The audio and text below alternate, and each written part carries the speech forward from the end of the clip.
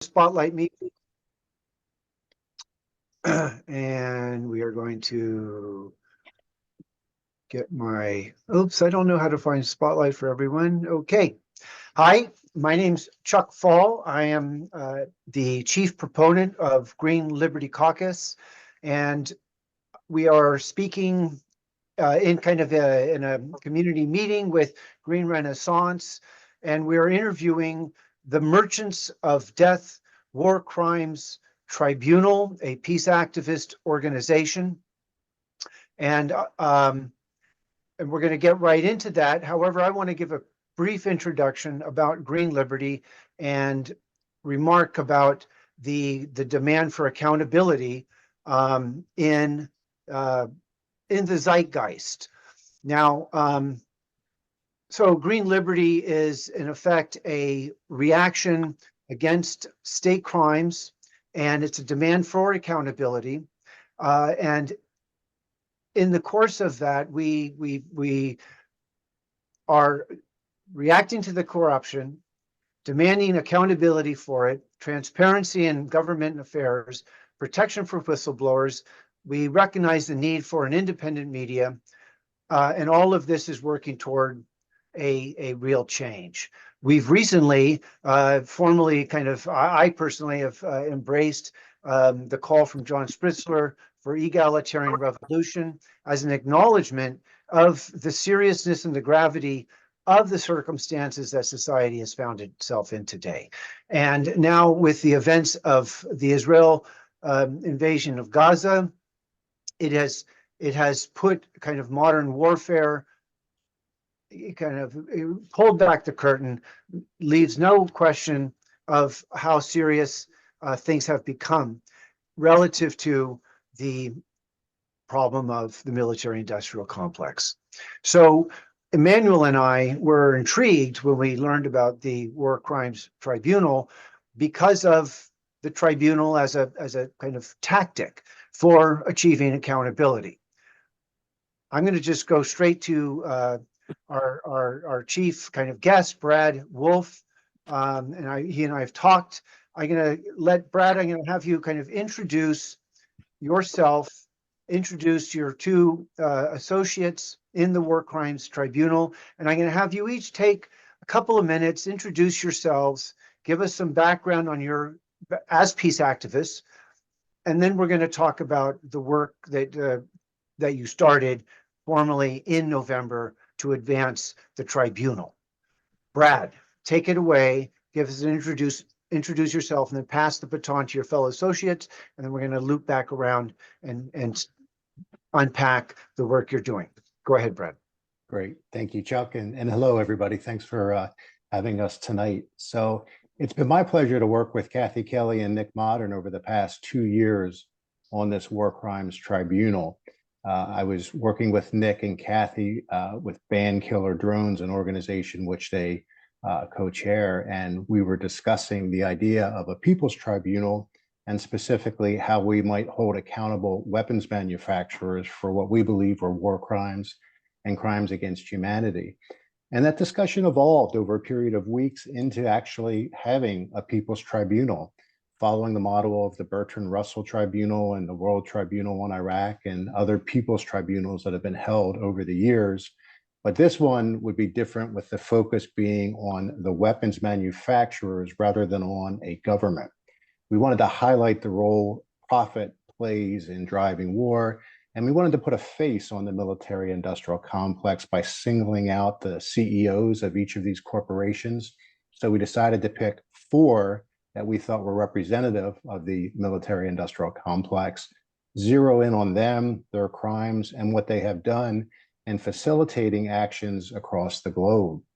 So with the energy, with the connections, with a big group of partners that we had with the tribunal, we started to interview individuals and gather evidence and come up with this idea of a tribunal consisting of video documentaries, video testimonies that we would put out and try to inform the public that way, recognizing that the traditional tribunal where you get together in a conference room for perhaps a weekend and you have experts talking. While valuable and informative, doesn't draw as many people as we would hope. So we thought more concise video documentaries, 30 minutes in length, going out every week to people, would be a more compelling way to gather an audience, get them to hear what we have to say, and still accomplish our goal. So that's what we've been doing over the last 2 years, is writing, editing, and producing these documentaries and getting them out to as many people as possible. My own background in the anti-war and social justice movements. I'm the executive director of Peace Action Network of Lancaster, Pennsylvania. We're an affiliate of Peace Action. We partner a great deal with World Beyond War. I'm involved with the Catholic Worker House here in Lancaster and other Catholic worker houses across the country. And I would have to say that my earliest involvement in the anti-war movement began with my older sister, who was part of the counterculture movement of the late 1960s. I was young at the time, perhaps 7, but her involvement in that movement had a big impact on me in demonstrating what it takes to stand up to the establishment, and sometimes the price you have to pay in taking a position that is counter to the establishment. So that remained with me as I went through college, law school. I became a prosecutor, eventually went into academia, working at a community college as a dean with low income and low literacy populations. Retired about 10 years ago, retired early, and have been able to dedicate myself full time to this work. Wow. So in a nutshell, that is me, and I'm happy to hand it off to Kathy or Nick. Kathy, you want to go? Well, thank you. Good evening to all of you, and thank you, Chuck, for inviting us to come and join your group. I probably in 1990 could have found Iraq on a map if you gave me about 10 minutes, and I could spell it, and that was perhaps all that I knew about the country and the culture and the people, the history of Iraq, but I had quite an upward learning curve. By then, I had become persuaded of pacifism. I'd spent 1 year in federal prison for planting corn on top of nuclear missile silo sites. Wow. Had decided that I would become a war tax refuser, and I haven't paid taxes to the federal government since 1980. But Wow. I sensed that, the kind of do more was on my mind very much. And so, the idea that you would routinely send young soldiers to other countries where they might possibly kill others or maim or wound others or themselves be killed or come back with hideous moral injury, it seemed to me to beg the question, well, why not send the peace people? And so I went to Iraq and I lived in a peace team in the Saudi desert. It might sound naive, but we wanted to interpose ourselves between the warring parties. And one of the things that kind of amazed me was that when we did a round robin, like we're doing tonight, and hearing from each person, almost, I would say 3/4 of the people who were 88 people from 17 different countries, many different languages and cultures, said that what drew them to this unusual encampment in Saudi Arabia between the warring parties was specifically the line from a Jesuit priest, Daniel Berrigan. And he simply posed the question, is it possible that one of the reasons we don't have peace is because the peace people aren't willing to pay the same price that's demanded of the soldiers, that the war makers demand? And so I was with a group of people who felt, well, we should greatly up the ante, escalate what we're willing to put on the line in order to try to achieve peace. And that's been a question on my mind, I would say, throughout my adult life. It seems to me that one of the most important ethical questions we all face is how can we learn to live together without killing one another? And of course, the prophets that are, easily available to people who are willing to pick up guns and weapons are increasingly overwhelming. And so we have war profiteers who become so wealthy that they're able to use that income, that wealth, to purchase elected representatives, constantly compromising any potential for democracy.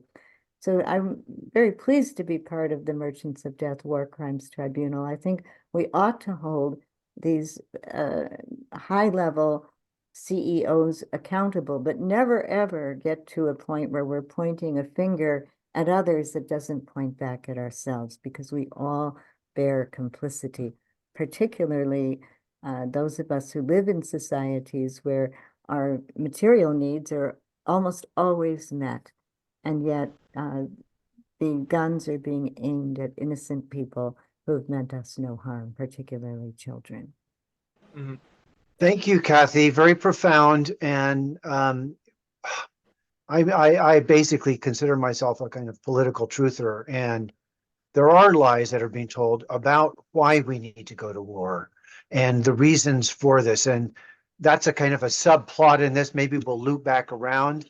But huge moral duty is upon us right now. And so we're going to keep going around. Thank you very much for sharing. And I want to hear from Nick as your third associate. Is that correct? Nick, would you introduce yourself and say your name and give us some background? Thank you, Kathy.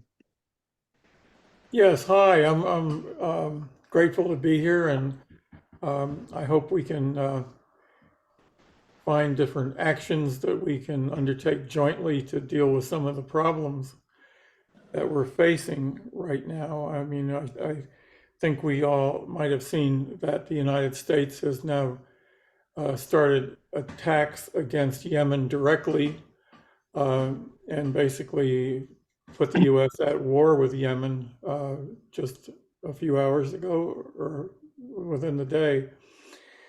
My experience, I'm 85 years old. I was graduate of Wabash College in Crawfordsville, Indiana, and I went into the U.S. Navy officer candidate school and assigned to a radar picket ship out of Pearl Harbor, and then out of ignorance and venturesome, I put in to go to Vietnam, where I did supply corps kind of functions in Vietnam. And I didn't really understand. I saw it was profoundly corrupt while I was there in 1962, 63, 64. I worked for a Vietnamese English language newspaper for a year, and then I came back to the United States. And it wasn't until I got back to the United States that I met people who really had done their homework about Vietnam, and I was really forced to understand just how deep the colonial problem was there, and what had led to the situation that the United States was taking advantage of. Subsequent to that, I worked for newspapers, Senate Nutrition Committee, and then I worked for Maryknoll Fathers and Brothers, and early 1980s, and had the opportunity to travel to Ethiopia, to Eritrea, to Sudan, Zimbabwe, several other African countries during the time of apartheid and during the time of a lot of U.S. military involvement. Our purpose in going to Maryknoll Priest and I going to Africa was to find people to bring back to the United States to visit in various congressional districts very important to fighting apartheid. And so over a period of 4 years, we did speaking tours throughout the United States in the springtime, bringing African speakers to the United States so they could tell their story directly to American people. And it was a profound thing for me to see the similarities between what Black people in this country were facing and what Black people in Africa have been facing in terms of violence-based, colonialism. And since then, I've had other experiences of protest In 2010, I got involved very much with trying to stop drone warfare, working with people in various communities who, where they had drone bases. And so eventually we formed, Kathy and I and another person formed Ban Killer Drones, I think it's almost 3 years ago, to try to educate people about the need to eliminate this particular weapon, that is weaponized drones. And of course, now we see what we knew was going to happen in spades. I'm a member of the National Board of Veterans for Peace. I'm co-coordinator with Kathy of Ban Killer Drones, and we had hoped to work on an international treaty to ban weaponized drones, but I think the rush of events has taken us a bit further out into the stream than we expected. And I'm also very involved with people in my town, Northampton, Massachusetts, in opposing L3 Harris Corporation here, which is a very small plant, part of the sixth largest military contractor in the United States, and trying to get them to convert or shut down and leave town, a goal that's far away. But there are people here willing to do that, willing to blockade the place. And it really opens up a question right now for me of trying to non-violently organize to dismantle, and how do we do that, a violence-based economic system. In other words, this is U.S. is a colonial-based economy. And so it's very challenging to see what kind of changes I would need to make in my life, other people would need to make in terms of addressing the true nature of violence and the religion of militarism, which I think is pretty much a religion. So those are things that are on my mind, and I really appreciate the opportunity to talk it over with you all. Nick, thank you very much for that. And listening to you all, I'm reminded of my fondness for Dorothy Day and the work of the Catholic workers, and I'm reminded of my fondness for James Douglas, who wrote JFK and the Unspeakable: Why His Death Matters. Have any of you read that book? Yes. Okay.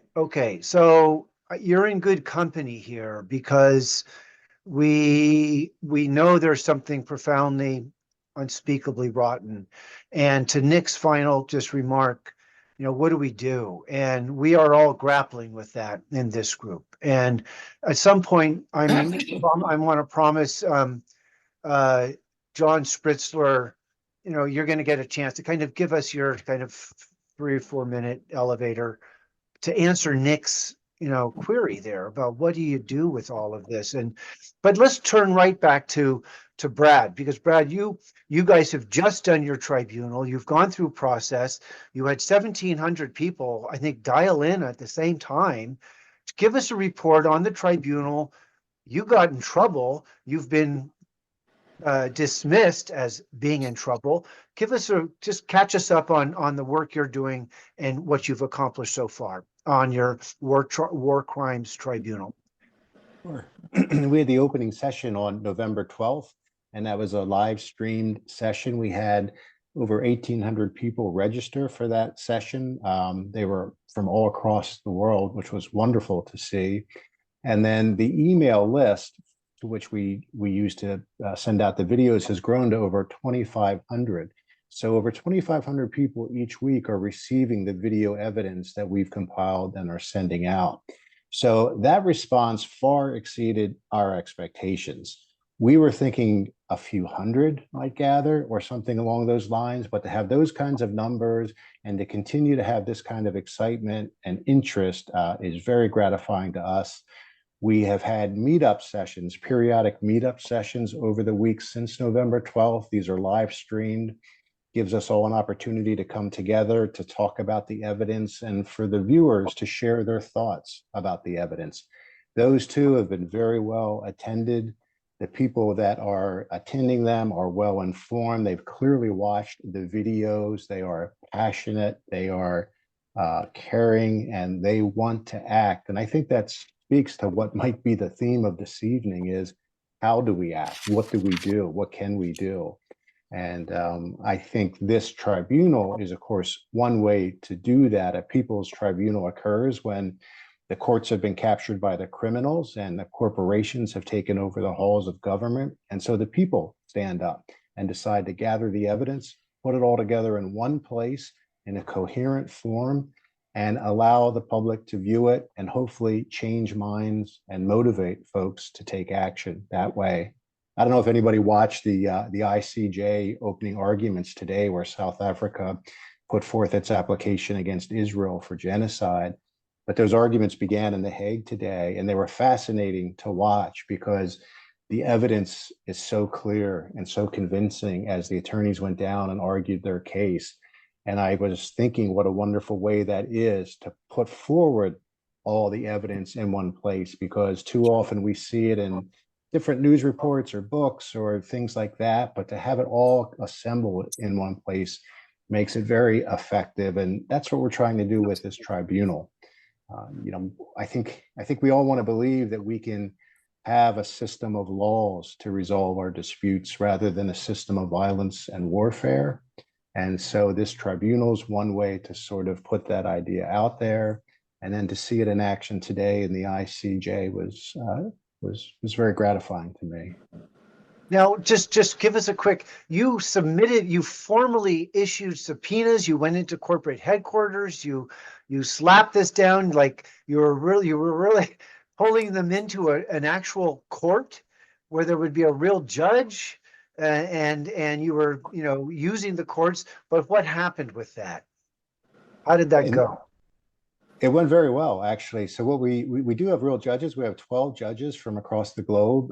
Many of them are lawyers, esteemed attorneys, and they are listening to the evidence and will render a verdict. And so when we visited the 4 corporations November a year ago, we delivered subpoenas to each of the 4 defendants. And the 4 defendants are Boeing, Lockheed Martin, Raytheon, and General Atomics.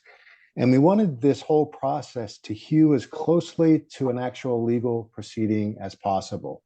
And so we drafted a subpoena, and it was a subpoena ducis tecum, which is a subpoena demanding evidence that they turn over documents, documentary evidence that would either exonerate them or incriminate them. And so we had hard copies of these documents, and a group of us were in Washington, and we went into the headquarters of each of these 4 defendants and told them that we had a subpoena to deliver, and that they needed to send a representative from the legal department down to accept delivery of the subpoena. Some of them sent directors of communications down or other individuals down to receive it.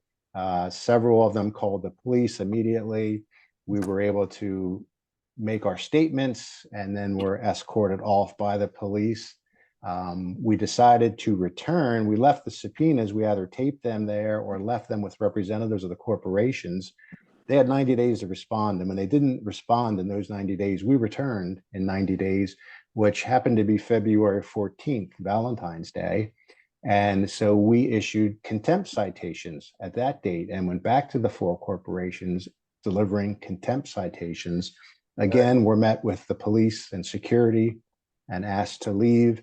And then, of course, this last November, a group of us went back to Raytheon Technologies, and we did risk arrest by refusing to leave at that point when the police arrived, and 6 of us were arrested for criminal trespass. And coincidentally, yesterday we were in court in Virginia, in Arlington, Virginia, for those charges, and the prosecutor withdrew all charges against us, took a very principled stand, and withdrew all charges against us. So where are you in your process of seeking accountability in the tribunal method you're using? We're probably a third of the way through the evidence. We still have a significant amount of evidence to disseminate. We're examining Afghanistan right now. We'll then move to Iraq. Yemen. We've got revolving doors and think tanks and lobbying to cover, and then closing arguments. We expect to wrap it up sometime in March with closing arguments and then a verdict rendered by the judges. And then there'll be a written opinion that we hope to have published. And this opinion would be compiling all the evidence so far, and we would put it out there and hopefully have it published the way the World Tribunal in Iraq had their opinion published. And then it would be a living document. Just say briefly something about the Iraq. What's the story behind the Iraq Tribunal document you're talking about? The World Tribunal in Iraq was in 2005. Arundhati Roy, the famed author, was chair of that tribunal, and they compiled evidence over a 2-year period indicting the United States government for war crimes in Iraq. And that was published. There were actually 2 books published as a result of that. One book was called For the Love of Humanity, and that was a book about the process that they used to compile the evidence and how they put it all together.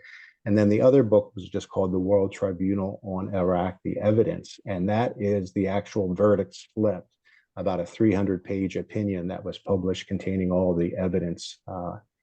It's interesting reading. Again, it is pulling together all the different threads that each of us may read in different places, but aligning it into a consistent, coherent, very damning argument. So the war in Iraq was born of the events of 9/11. In other words, it was alleged that Saddam was a conspirator with Osama bin Laden, that he had weapons of mass destruction. I remember protesting in Portland, Oregon. Huge numbers of people showed up to protest the obvious intention to go to war. In fact, we were warned after 9/11 of, quote, forever wars. What's your take on the Iraq war? Do you accept that lies were told that put the country at war in Iraq? Do you accept that? I accept that lies were told. Certainly, it was not about 9/11. It was about oil. Our evidence shows that the intent, even prior to 9/11, was to go into Iraq, to invade Iraq, take over the country. Saddam Hussein had dared to nationalize the oil fields and deny Western fossil fuel companies access to all that oil. So the war was about oil, as it too often is. And Right. yeah. Okay. No, and that's already people are interested in asking questions. I see Trey Hearn has his hand up. So, so we can start. I think you've given the people in the evening a kind of a sense of the project that you're doing. And I just want to say that that we all should study what you all are doing in terms of using the tribunal, and I liken it to the work that William Pepper did. He actually staged a trial on TV in the UK that exonerated, well, it kind of exonerated the alleged assassin of Martin Luther King, James Earl Ray, and basically won the King family a judgment that what was represented in the Martin Luther King assassination was false, and they felt vindicated from that. But it was and I'll just close with this, and I think and I want to kind of give John Spritzler and then Emmanuel some kind of opportunity to reflect on what they're hearing from you all. We are all peaceniks here. We are all against this power elite that has this wicked history of using war to advance plutocratic interests. And that's essentially what you just said, Brad. What that was behind the motivation to go into Iraq was about controlling oil, keeping oil in the dollar, very economic theory, and I accept it. So I'm going to shift now. Unless Kathy or Nick have something they would want to add about the work you all are doing, the use of the tribunal, Any reflections from Nick or Kathy that you would like to add, and then I'm going to shift off to John to kind of query to respond to Nick, and then go to Emmanuel, and then I think we can start opening it up for some Q&A, because I think there's some very smart people in this group. Nick or Kathy, do you have anything you would add? You know, Chuck, I would just want to add that the war in Iraq that began in 1991 was occasioned because Iraq had invaded Kuwait, which I'm sure we can never justify. Although, you know, it's good to better understand that the United States had armed both Iran and Iraq all throughout the Iran-Iraq war. And again, the war profiteers were benefiting from that. So George Bush Sr. had said, we will never stand by and watch a larger country swallow up a smaller country. But the tremendous irony there is that the United States, at that very time that he was speaking, was amassing a huge, huge military presence and arsenal to basically swallow up Iraq. And I went to Iraq in the ensuing years after that 1991 war 27 times, always to break the economic sanctions, to violate the economic warfare against Iraq. And I think that irony has never lessened, that it was the 500,000 children under age 5 who were being directly punished, lethally and brutally punished by that economic warfare. And now we see again the children of Gaza being maimed and tortured and killed in another collective punishment. And one of our guests tonight, Judy Osterberg, had noted that, you know, the United States is now making war against Yemen. So some miles away from Gaza, you have Yemen, where again, we see this tremendous irony that, you know, if we ask ourselves, is it right for the Houthis to be bombing ships in the Red Sea and in the Port of Aden? No, that's not right. But then what about the fact that miles away, Israel is committing genocidal actions that have killed upwards of 30,000 people, or in the vicinity of 30,000 people, and the United States continues to arm that entity. So I think it's so important to be not only sensitive to these tremendous ironies, but also to hold people accountable. And that's a major purpose of this tribunal. Thank you. Thank you, Kathy. Nick, a reflection on because we're going to start to peel off from focusing on your story. I mean, there's so much to be told, and people should go to your website. There's links at the Green Liberty, caucus promo on this, and you can easily find the links. There's the Rumble link, and it's and I want to talk about the tribunal as a tactic. But Nick, a reflection, and then we're going to peel off to some other people. Thank you for that opportunity, but I'd like to go right ahead and hear what people are interested in speaking about. Okay. So I'm gonna go straight to John, and then we're gonna peel back to Emmanuel, and we're reflecting on the problem of war, the problem of a power elite that is effectively run amok. It acts with impunity. It has accomplished this because they've never been held to account.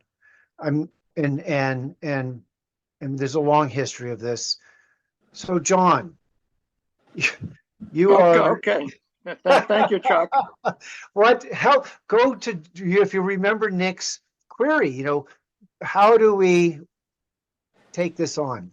What's your reflections on this? Okay. First of all, let me say congratulations to Brad and Nick and Kathy for the tremendous work that you have done, which I've just learned about tonight, in getting the truth out to, I think you said 2,500 people, which is tremendous, to getting the truth out about one of the biggest lies that cost the lives of so many people, that I just want to applaud what you're doing.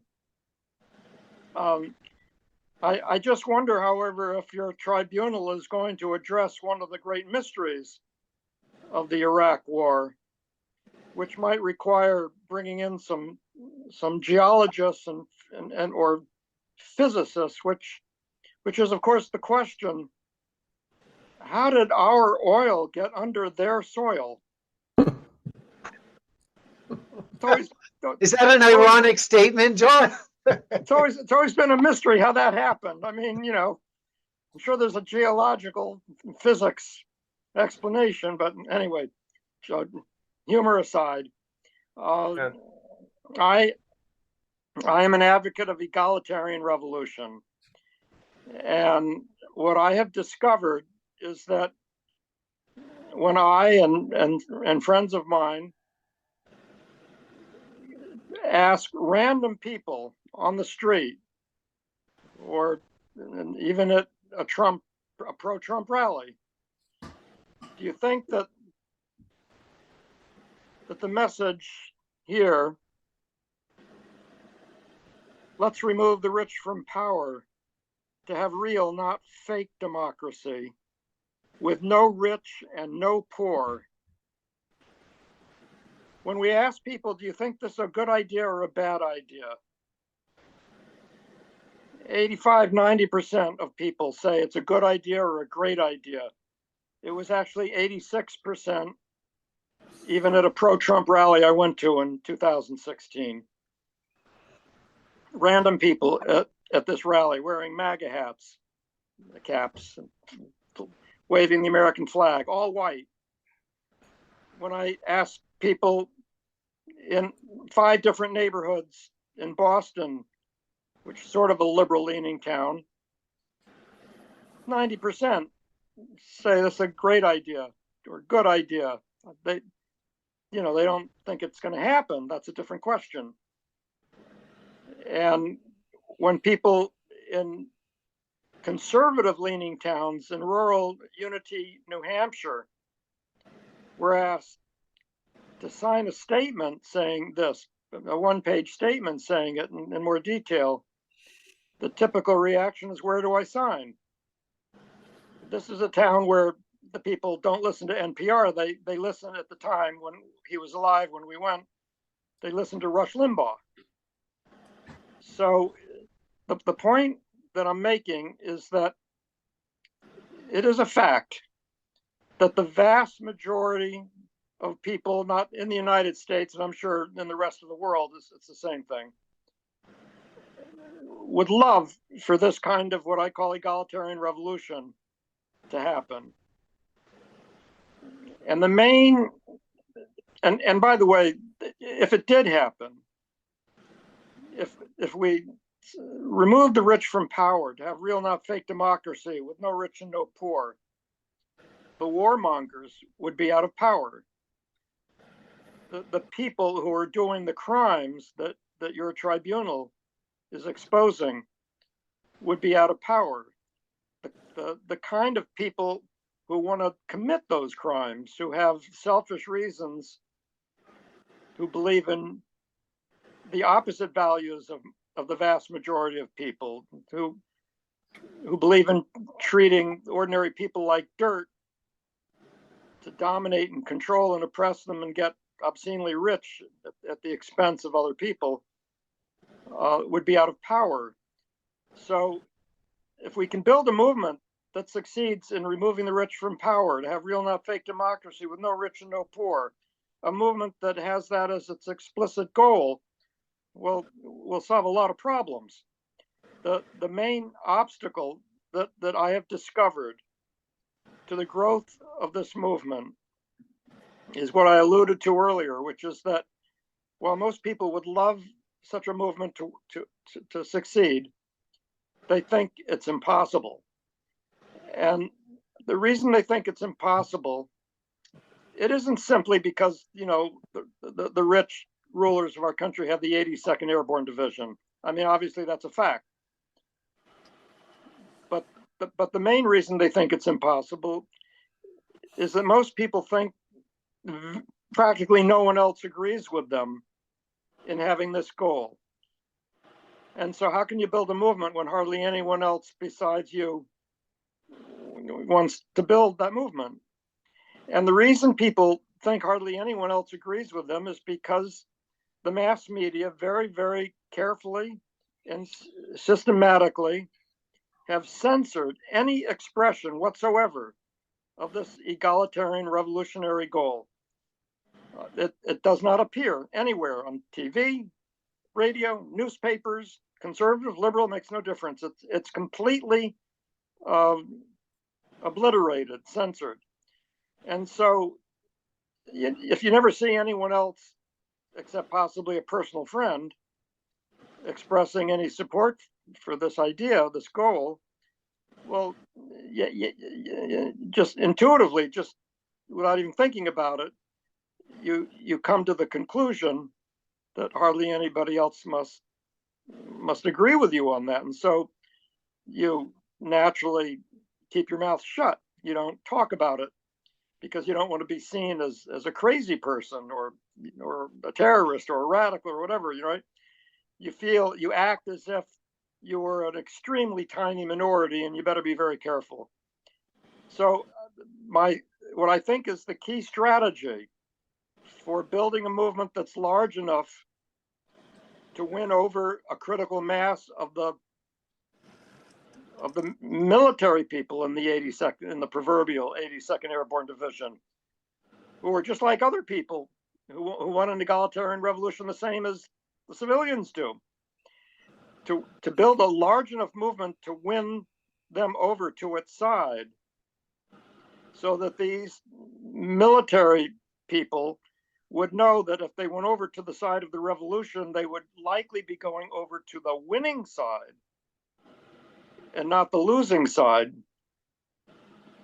And only when they believe that that's the case would they think that it made sense to go over to the side of the revolution, because if they go over to the losing side, they would be severely punished, executed for treason or something close to that. So that's why soldiers don't go against the people who are giving them orders, even when they disagree with those orders. But if we build a large enough movement, we can overcome even the fact that the rulers have the 82nd Airborne Division, because the military won't obey a critical mass, will not obey orders to attack our movement. But how do we build that large movement? I believe that the key obstacle is that we have to overcome is that people wrongly think that they're all alone in having this egalitarian revolutionary goal. And the way to overcome that obstacle is to do things, and there's a million different tactics, and I've done some of them, to help people see that they're actually part of the vast majority in having this goal.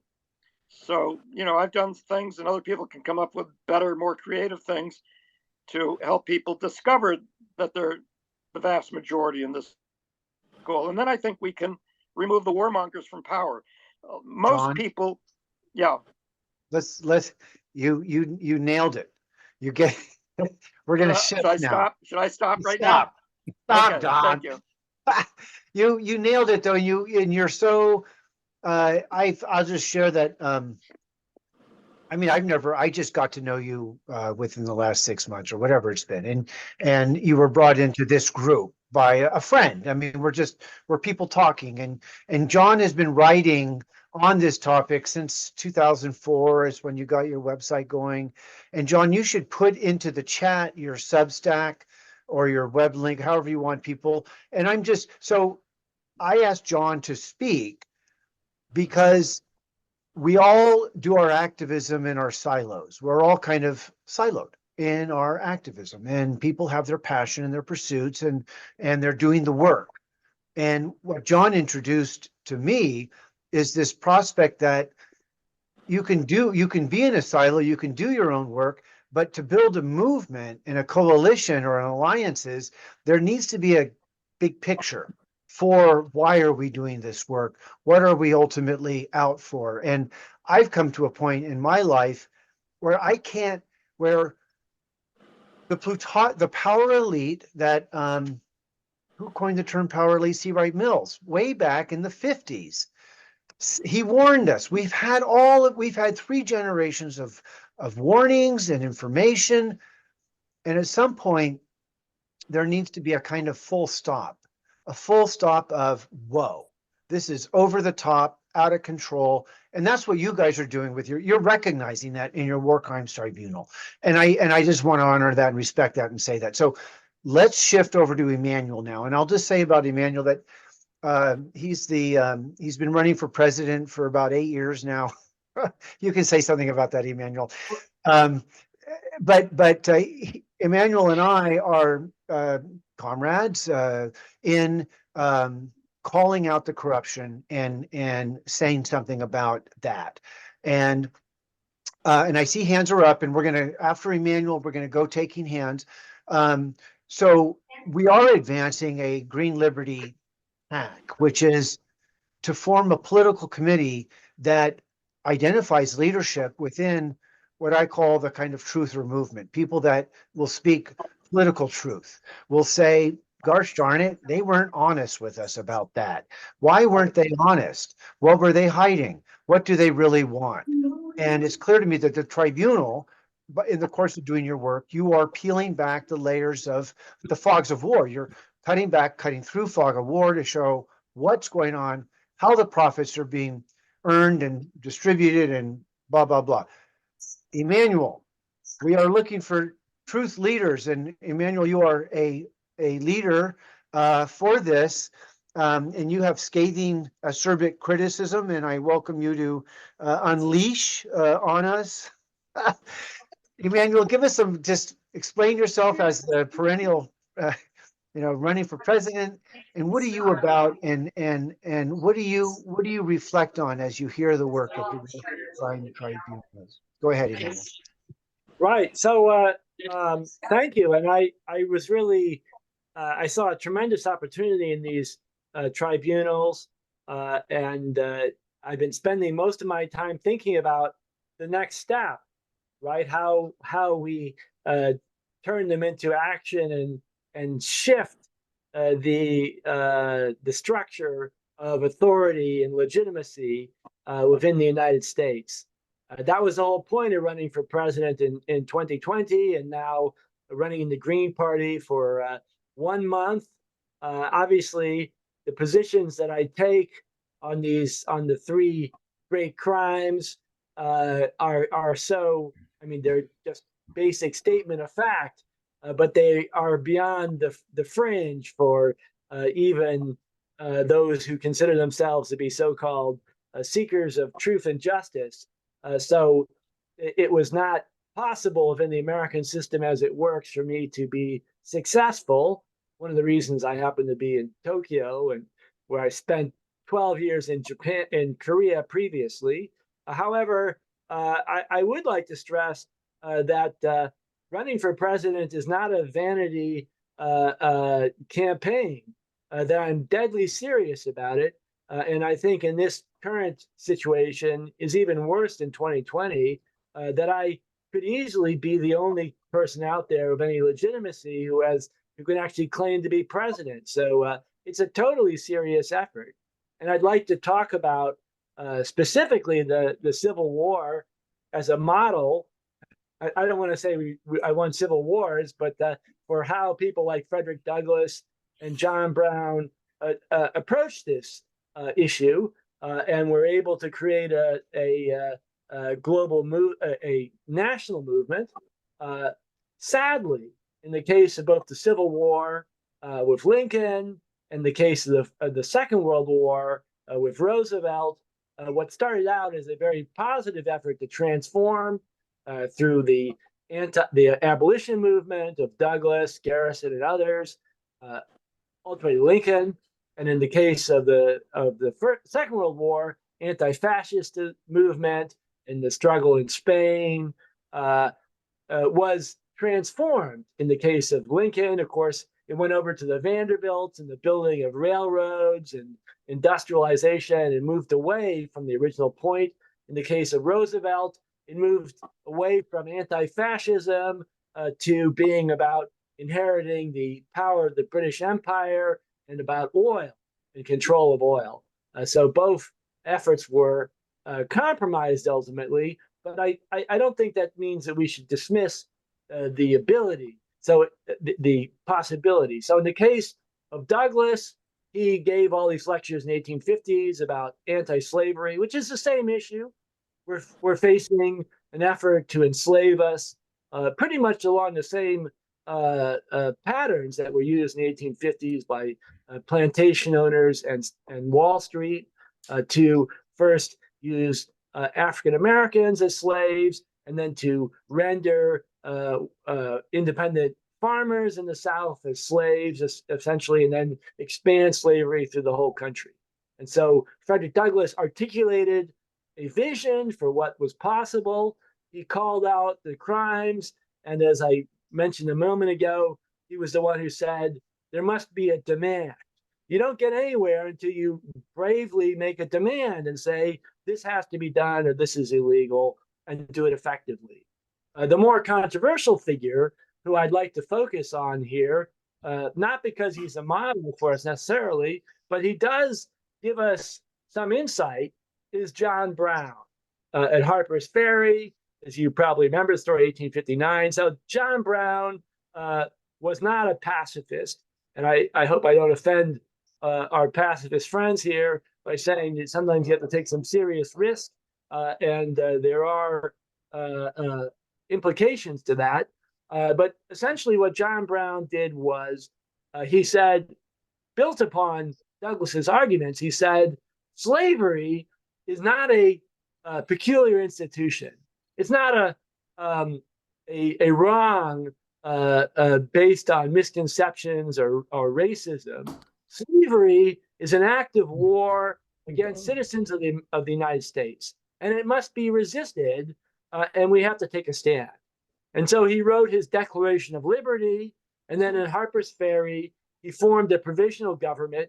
He put forth the declaration of the provisional government, in which he said that this is our government following the Constitution, and we have legitimacy as opposed to this so-called government, which is waging war against people through slavery. So I think some version of this is what we have to look at, to say, after the tribunals, to say, this is what's wrong, but the implications, the broader implications are that we're being run by a set of criminals, that the government does not adhere to the Declaration of Independence, which explicitly identifies how citizens can take power and throw those out of power who are tyrants, and the Constitution, which defines our relationships and what the government can and cannot do, and what the government is and what it's not. And we have to go forward and make our demands. And our demands should be quite explicit.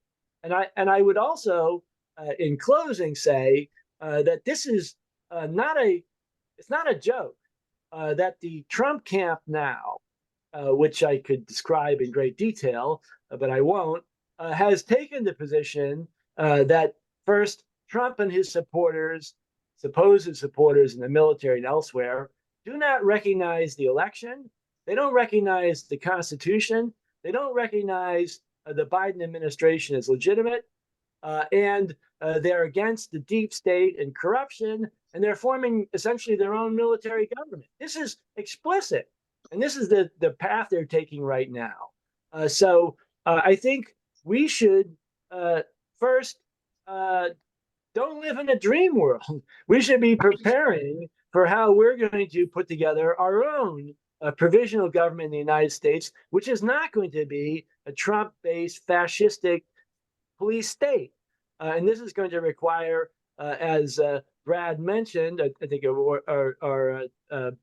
one of you mentioned, that we have to be as brave as soldiers. And this has been said, and Martin Luther King mentioned this as well, is that we have to have at least as much bravery as those who advocate war. And we're going to have to realize is that we're going to be facing massive institutional collapse. And because institutional collapse has to do with ideology and deep thinking, it's often totally invisible to the mass majority of people. So the movement, a group of 15 people is more than enough to start. And we have to be ready, we have to have a vision, and we have to go forward and essentially have the self-confidence, the moral clarity, and the bravery to articulate and to enact a new constitutionally based, morally based system of government. Emmanuel, thank you. So yes, you've definitely taken our conversation beyond a simple critique of war. And as John Spritzler has done, we've expanded the scope of our conversation. And I asked some questions about the tribunal, our rights to engage in that. But I'm going to go to Trey Hearn, and then we're going to go to Gloria. And so let's share a reflection. Let's be mindful of time, and because I am going to ask that our guests reflect on what they've heard from John, on Emmanuel, and your questions right now. If you have an explicit question, go for it. Trahern, welcome. What are you taking away? Where are you at with all that you've heard? Go for it, Trahern. The spotlight will be on you. Well, thank you guys.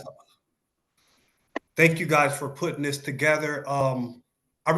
And also I would like to thank Emmanuel for his comments, and that was really, really refreshing. We're having a solidarity rally for MLK with Black and Palestinian solidarity, and just to bring attention to the endless wars. 6.9 million people have been displaced in the Congo. I think there's another war in Africa where there's actually 7 million people have been displaced. Martin Luther King actually started the war, or the campaign, the Poor People's Campaign, which was against poverty, war, and racism. And so my question kind of goes back to what Nick started out with. I know here in St. Paul, they just approved, I think last year, they just approved drones for the St. Paul Police Department. And he talked about the relationship between how Blacks were treated in Africa, and then how they're treated with colonialism, and how they're treated here in America with the colonialism, but I think it's also the legacy of slavery, and how that not only just deals with the police, but it also deals with employment issues. MLK also talked about the right just to have a job, or guaranteed employment and things like that. So we know you're saying stop killer drones, and we know that one thing that we advocate for is ending the 1099 program that sells weapons from the Pentagon and then gives them to the police department. So we know that if they have killer drones now in Palestine and Yemen, that one day that the St. Paul Police Department could actually use their drones to actually kill people, or most of the people that the St. Paul police kill that are being killed in the United States are Black. And so I know, a lot of times we say there's not a racial component. So I just it's just about ending killers, stopping endless wars, but also how the wars can come. Trahern.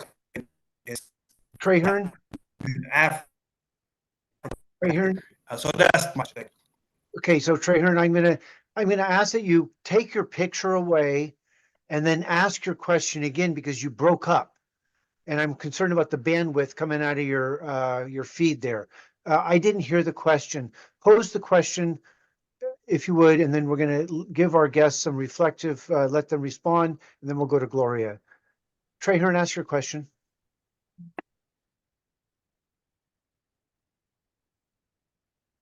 Uh-oh, we've lost Trahern's mute. Oh, dear. Trahern. Yes, go for it. Can you hear me better? A little bit. Try again. Just share. Go for it.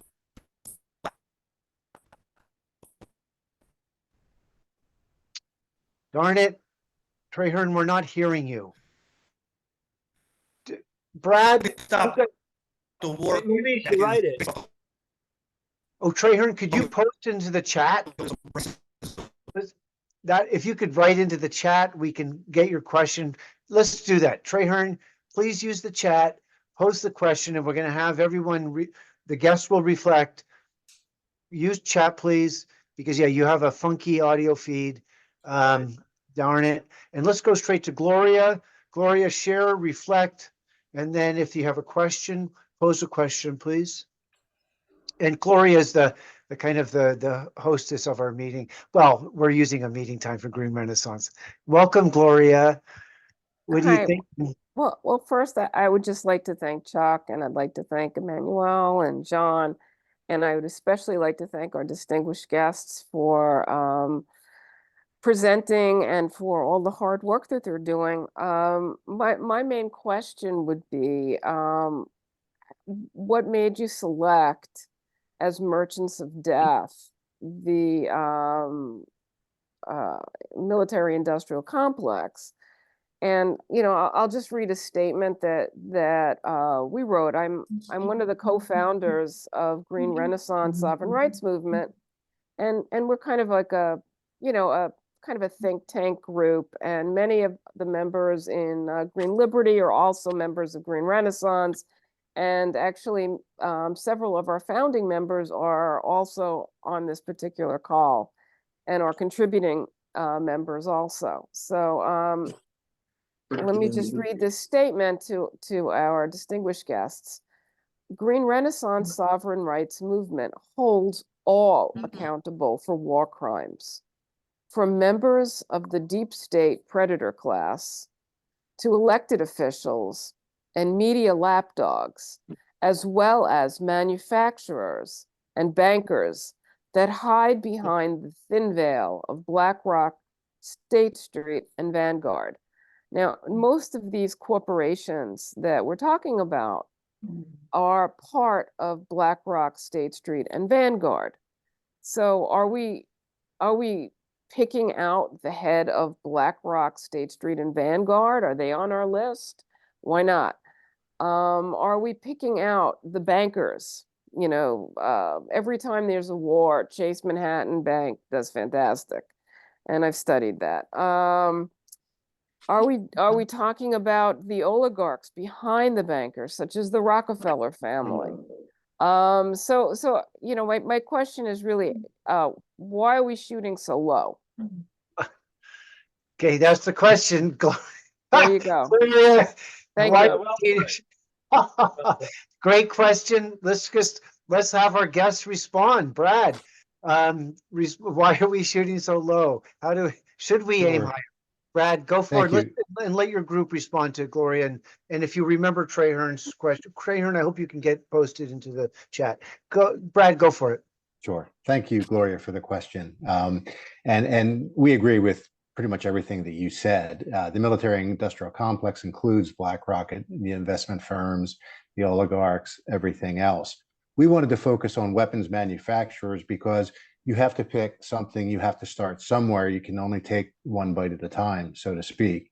And so the weapons manufacturers were a very obvious one that we could pick, put a face on by naming the CEOs, evidence the weapons that they're manufacturing that are directly killing people. The link, the connection was very direct between what they make and the people on the receiving end of those bombs and bullets and fighter jets and everything else. The link between BlackRock is a little more convoluted for the audience to understand at first. We want to get there without a doubt. But what we want to do at first was to draw this connection between the weapons manufacturers. And we actually took some inspiration from the original Merchants of Death in the 1930s. They were the Senate Nye commissions that investigated merchants who had gotten the United States involved in World War I for profit. And they were called the Merchants of Death, and a book was published under that name. And so here we are 100 years later, we've got corporations putting the United States into forever wars for profit. And so going after weapons manufacturers. And the four we picked, interestingly, Boeing, Lockheed, and Martin all deal in conventional warfare and nuclear warfare, and they're the three biggest. We brought in general atomics because they are drone warfare, and we wanted to include drone warfare in the tribunal.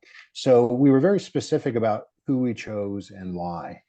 And Gloria, I hope that answers your question. We're not shooting too low. We're just trying to take it a piece at a time so we can build a case and move forward. And Tran's question, I don't know that I caught it completely. I did hear him talk about drones being used in the United States, and I think that that's true. I think Gaza is a testing ground in many ways for U.S. weapons, and what you're seeing being done there in terms of a massive surveillance state and a pacification state is something that we may see happening here in the United States, drones being among some of the weapons that are going to be used here against the United States citizens. So I think that's something to certainly be concerned about. And then I'll comment on John. I want Nick to talk, but John's egalitarian approach, I think it just reminded me of Dorothy Day's comment that there is enough resources and money in the world to meet everyone's needs. There's just not enough to wage war and meet everyone's needs. And so I think there's plenty to go around to have a good life for everybody, a quality life for everybody, but not when you've got perpetual war and the profits that that generates. So we may be moving toward an inflection point with income inequality getting to such extreme heights that large segments of the population are ready to move forward in an egalitarian revolution. And with that, I'll let Nick speak, please. Thanks, Brad. Thank you very much. Nick, can you reflect and share, please? Yes, I think that the points that Judith has raised are very, very important, and Gloria has raised are very, very important because it's something that we definitely have struggled with. And her comments make me feel that part of what we need to address in terms of Congress and these weapons makers is to what degree is State Street, Fidelity, Vanguard, and others contributing to various politicians. The reason that we focused on weapons makers, I think, are several. One is that a very important case was launched in the European community, their Center for Constitutional Rights, against three of the, and I guess it's the three largest French weapons companies.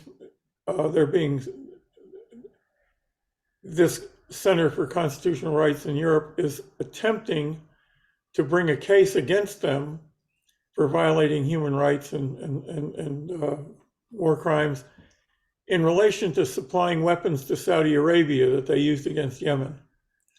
And there have been other cases that have been brought against the weapons makers. We're also inspired by what happened in the Nuremberg trials, where Krupp and other weapons makers were brought before the Nuremberg Tribunal.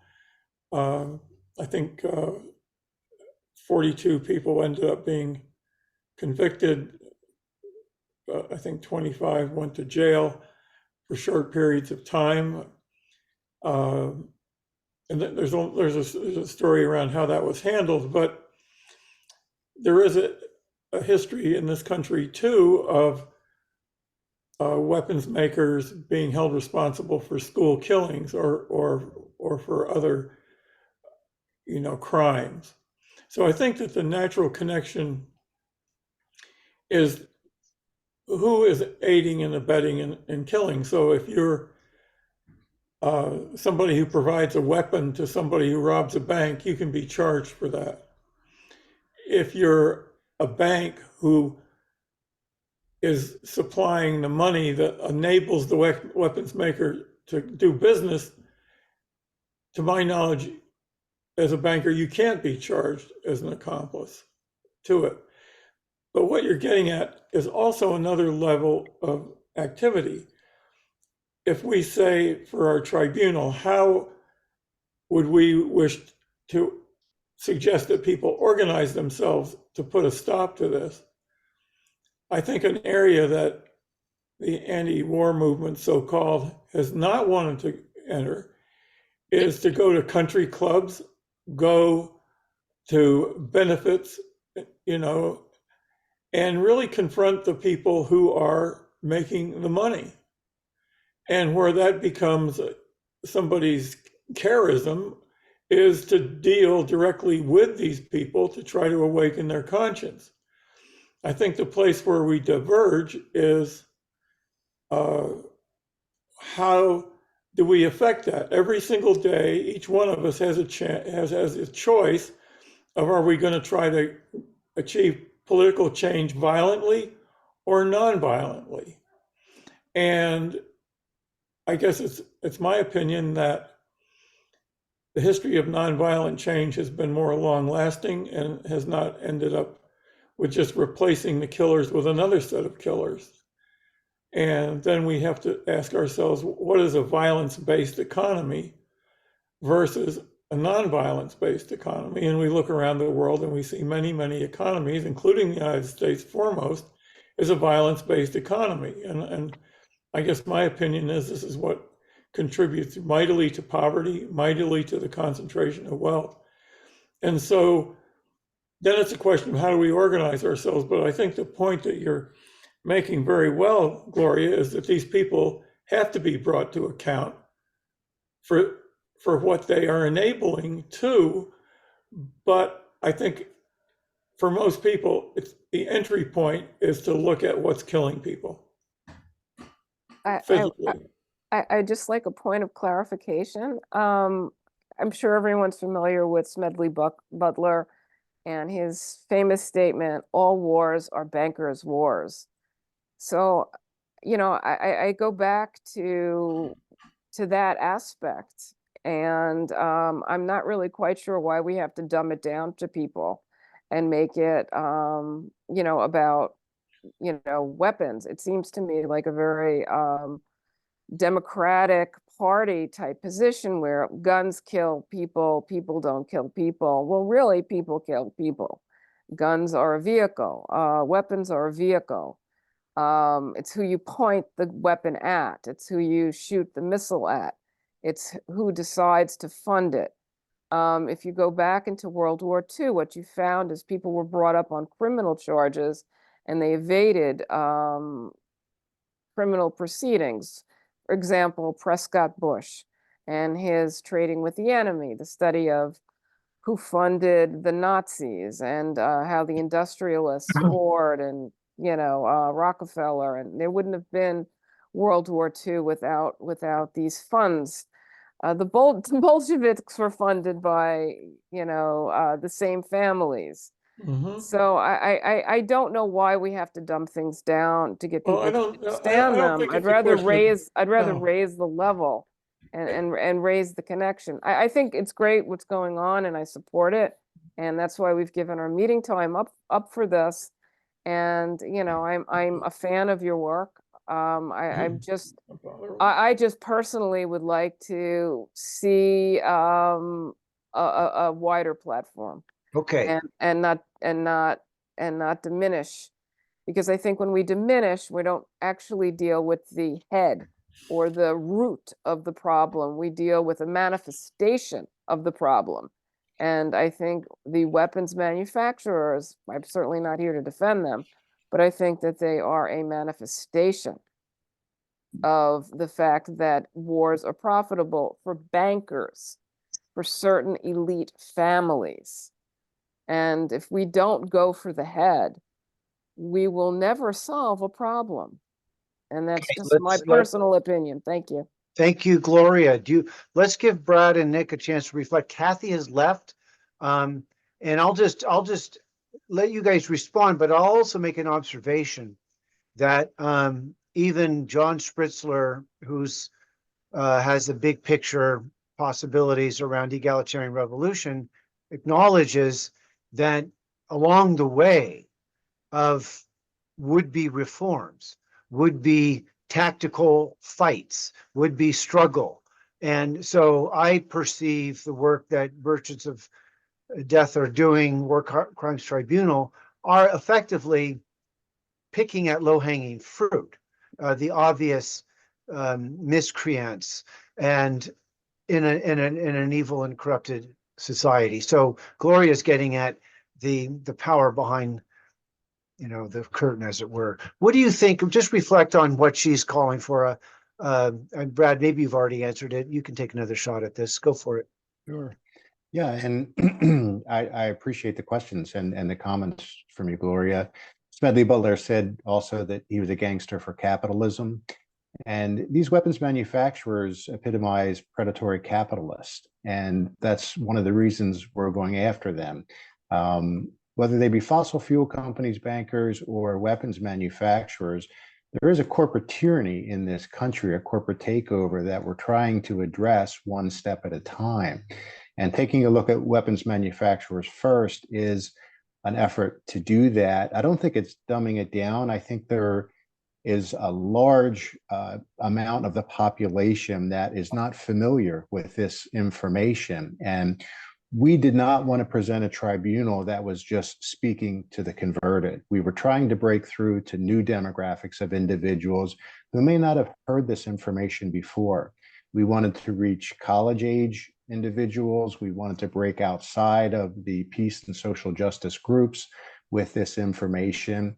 And so while it may be common knowledge to many of us, if we see some of these videos, it's not to the majority of the people who are on the receiving end of the videos. So that's our effort there. And if we can build momentum, information is power. If we can build that foundation and get people on board, then I think we can extend the argument into, weapons manufacturers are part of the corporate chain. Bankers are behind them. This goes further afield. So tribunals started out with the Russell Tribunal in the 60s, indicted the American government. We're trying to indict the weapons manufacturers. We'd love to move forward and indict bankers as well. Many of our videos do talk about the bankers and the fossil fuel companies who are using the U.S. military as their own private corporate police force. But the four defendants that we're after here are the weapons manufacturers, but we don't want to just have the argument stop there. As Chuck said, it's a tactic. It's the first tactic in what we hope is going to be many tactics. Thank you, Brad. I think my Chuck? response Yeah, would be. John, John, Excuse me, go for it, and then Judy has had her hand up, so we have to respect that. well, I'd like to respond too, if I could. And then Nick, yes, absolutely. Okay. Am I on, Chuck? Yes, you are. Go for it. Okay. So I would just like to share some information that I have in an article of mine called Oppressors Need Boogeyman Enemies and Invent Them When Necessary. And it's about how they wage wars against boogeyman enemies to control their own people. And in that article, I talk about the fact that the number one neocon warmongering think tank in the United States is CSIS, the Center for Strategic and International Studies. I mean, this is the think tank that has the Zbigniew Brzezinski Annual Prize lecture. And it's the main think tank that makes sure that people like Anthony Blinken and Victoria Nuland and those neocon crowds are in the administration, whoever the president is, and are making our warmongering foreign policy what it is. The interesting fact about this think tank is who funds it. So it's no surprise that the weapons manufacturers are among its big funders. That's no surprise. But what's less well known is that its corporate funders include, and this is from its website, it's not like a big secret, it's just not publicized. Its corporate funders include Bank of America, Chevron, ExxonMobil, Facebook, JP Morgan Chase, Johnson & Johnson, McAfee, Merck, Microsoft, Oracle, Apple, Canon, General Electric, there's your General Electric, IBM, Procter & Gamble, Sun Life Financial, United Airlines, Verizon, American Airlines, and my three favorites, Disney, Google, and my number one favorite, to just put things in perspective, Kellogg's, the makers of Kellogg's cornflakes. My point is that it's the corporate banking billionaire plutocracy ruling elite that needs to control us, the have-nots, by waging wars against boogeyman enemies. And yes, the weapons manufacturers, have their special interest in getting profits from that. But it's a strategy of the ruling class, including Disney and Kellogg's. And that's why, I think we need to talk about removing the rich from power and connecting. See, virtually everybody has their own reason for hating the dictatorship of the rich that we live in. They might not know about the warmongering, and they might not know about this, and they might not know about that, but everyone seems to know about something. And the movement that I think we need to build is one that helps people see that all those somethings are connected. They're all ways that a very tiny, exceedingly rich and powerful people treat the rest of us like dirt, to control us and keep us down, to make us think we don't deserve any better, the way masters treated slaves for that same reason in the South. And I think we can connect all of these issues. And whenever people fight to make things better, as Chuck was just mentioning earlier, reform struggles, it is virtually always the case that when people are fighting to win some limited, non-revolutionary reform, it is almost always the case that the reason they're fighting for that reform is because it will make the world a little bit closer to being one in which we have egalitarian values shaping the whole society instead of the values of the ruling elite today. So I'll stop there. Thank you, John. And we're going to go to Nick, and then Judy, we're going to go to you. And actually, everyone, I promised our guests that we would go an hour and a half and kind of have a pretty hard ending. But we're going to bring this conclusion, the recording, to an end, and we can stay on and talk. I want to hear from Nick, and Brad, you are going to get a final word in all of this. But we're going to go to Judy momentarily. Nick, what are you reflecting on from what you've heard? Well, I think that I'm going to talk with Brad and Kathy about the idea of doing an episode that would deal with the issues that that Gloria is raising. And we might, if you want to put your email in the chat, Gloria, we'll figure out how to be in touch with you about that. I'm impressed with the way that you presented this, and I also feel that we need to touch on this more explicitly, and I'd hope to do that as part of another episode, but I think that it may warrant being lifted out and making something special out of it. So I see your email, and after we've discussed it, we'll be in touch with you. Thank you, Nick. That's we appreciate that. And I think one of the things that's most important in our movement is willingness to listen to one another, engage in authentic dialogue. We all value that here. And so let's go to Judy from New York. Judy, please share. What are you reflecting? What have you heard? Give a reflection and ask a Hi, question. can you hear me? Yes. Okay. All right. So, I think Gloria, I disagree with you to some extent, and John expressed some of the things that I wanted to say very well. I want to call your attention to the fact that the military industrial complex is a very accessible target because they've implanted themselves in a myriad in small towns and large cities all over the country. They have their factories and offices, and they're giving jobs, well-paid jobs, I understand, to many, many Americans. And I don't know. Yeah, right. I don't know what the workers, whether the workers are anti-war or pro-war, but it certainly would be worthwhile to canvass them and find out what they think about these things. And yeah, right, there's a bank on every corner, right? But uh, that's not the same thing.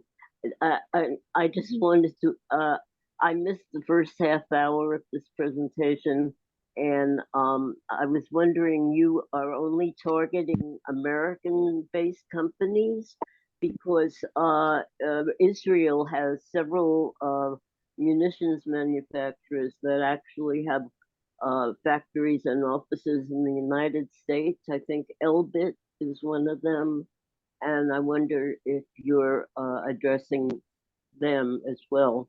Okay. Brad, could you answer that, or, and just, yeah, that's a good question. What about, here's what Israel gets $4 billion a year from the United States, but my understanding is they have to spend that money in the United States with the companies that your tribunal is going after. But please respond to Judy's query. Yeah, I just wanted to say one more thing. Okay. That the weapons manufacturers are a very powerful lobby, and they're responsible for bribing a lot of Congress people. Good point. Thank you, Judy. We Brad? call it lobbying. We call it lobbying. Or bribery. It's Yeah. Go yeah, for it. I'm happy to respond to Judith. Judith, Yeah. to answer your question, we are just going after 4 United States weapons manufacturers in this tribunal. We know that there are other weapons manufacturers. United Kingdom is loaded with weapons manufacturers, Israel certainly. But what we wanted to do was focus on these 4, 3 of whom are among the 3 biggest, and then the 4th being the drone maker. We see America as the war empire, as the great imperialist country today. And so we thought it was incumbent upon us to focus on United States weapons manufacturers, again, in this initial round. We would love to tackle all of these issues at once, but it would be so big that I think our arguments would get lost. And so it was a process of us, what can we do to keep our arguments coherent and concise and get through to a new demographic of individuals and get them on board, make them aware of the other things that are going on? Well, I don't think you should alienate people, and a lot of very patriotic or chauvinistic Americans might feel that you're picking on America if you leave out some of these foreign countries. And as a matter of fact, Israel is the 2nd largest munitions supplier to China. Oh, fun fact. Thank you. Who would have thunk? Judy, thank you. And good questions. Listen, John has his hand up. John, from Maine, also Hawaii, and a long time. Okay, Go for it, Yeah. John. Give us Okay, some thank love. you. Can we see your handsome face? Well, I was talking today to a former worker at BIW, that's Bath Iron Works, which is a contractor who makes destroyers for the Navy. It's actually a General Dynamics corporation. It's been the major supplier, major employer here in Maine for decades, and he had been there for a long time. He's with us. I mean, he's a leftist, is totally with us on these issues, and he's retired now. And he said the workers there would very much like to be making other than destroyers. He's familiar with their consciousness, but it's a job. They get paid very well. It's a union uh, company, so they get all kind of benefits, and it is a huge employer with several thousand people. So I thought I'd throw that into the mix for, yeah, and what I could say is if they could be making hospital ships and ferries, and he also brought up the idea of portable power plants that could go to places where the electrical grid is down, like Gaza currently, and just supply power to the people who need it. So I call this, instead of making destroyers, they're making creators. So you're So- John, you're suggesting converting plows, swords into plowshares. Is that kind of what you're getting at, John? Absolutely, of course. And this, Good. and two of the people that lead the demonstrations there, who people that were many on this call will know, is Bruce Gagnon and Lisa Savage. And so they are very connected to the workers and not alienating them by making them the scapegoat material critique. So they're integrating, and they discuss with the workers, and this guy is one of them that I talked to today. Thank you, John. You know, what's interesting, I asked you to make your picture, and I'm looking that your picture does indicate you're showing, however, we don't see you. Or I You don't don't on my screen. No, I can't see Uh, you. But that's okay. Well, Yeah, I'm just I'm up there. I have not taken my okay. video down. I see my own picture. Well, Let me see. we'll let Tom Rodman figure that one out for us. He's smart about these things. I'm not. So let's say this. Look, we've gone an hour. I'm going to cut Brad and Nick loose, and there's a lot to think about here. And I just want to acknowledge that. A quick idea. It Yeah. literally could be something in front of the camera because Zoom is allowing us to stop his video, which suggests the video's on. Okay, then, John, maybe there's something covering up your picture. No, it isn't, because I was on earlier. I'm seeing my own face here on the screen. Okay. But Oh, maybe I your did see network myself. is cutting off your video. Well, you might do, John, but we're Green Renaissance will continue to chat after we end our recording. And I just want to say that the fifth freedom of First Amendment is the right to seek redress for grievance. And effectively, Brad, what I think you guys are doing is exercising that First Amendment right to exercise that redress of grievance. And the redress is we're being ripped off. The country's been stolen. Historical possibilities have been robbed from us. And that's one of the critiques I make is, and I like to start with the Eisenhower critique of the military industrial complex. He wanted to include the word congressional. His people said, don't. But in any case, this is what we're up against. We are interested here in building movement. And so I guess what we should say is, let's stay in touch and let's keep talking together about what we can be, but what we can do to advance our movement. And I think a lot of interesting ground was covered this evening. Is there anybody? Does anybody have a final remark they'd like to share to end our recording with? And this isn't to end the evening. Welcome. Tom, Chuck, could I ask a question too? Just before you let them go, regarding how we can kind of be on their tribunals or weekly calls, or if that, I think we need more structure.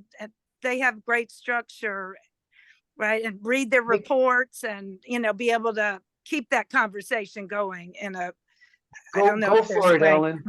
Yes, ask a question. Do you have turn that into a that was the question. Yeah, asking Brad and Nick, how can we kind of follow you and see these reports? And I guess I'm, the question that I had was,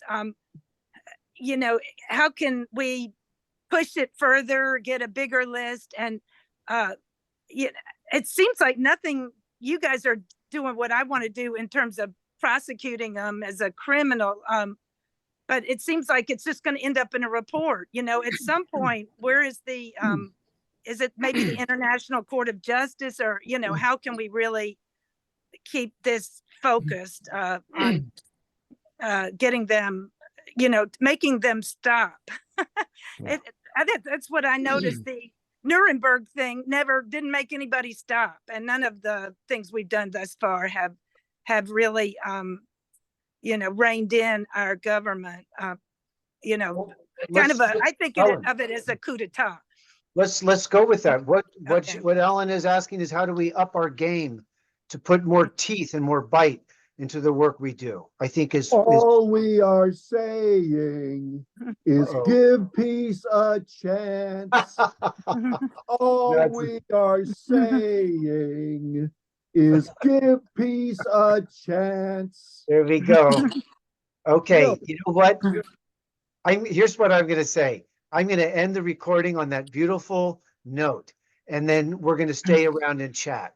So, everyone, I'll just say, let me say it this way. I'm going to put the spotlight on myself if I can, and say that I'm Chuck Fall, and I've with the Green Liberty Caucus.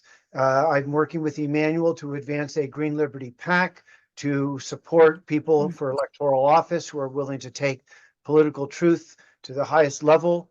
And the work of the War Crimes Tribunal is doing that work relative to the military industrial complex and the corporations that are the face of this war machine. And good luck. We all want to be effective and accomplished. And this is a conversation that needs to continue. And it will continue here at Green Renaissance and the Green Liberty Project. So I'm going to stop the recording and wish everyone to have a nice evening.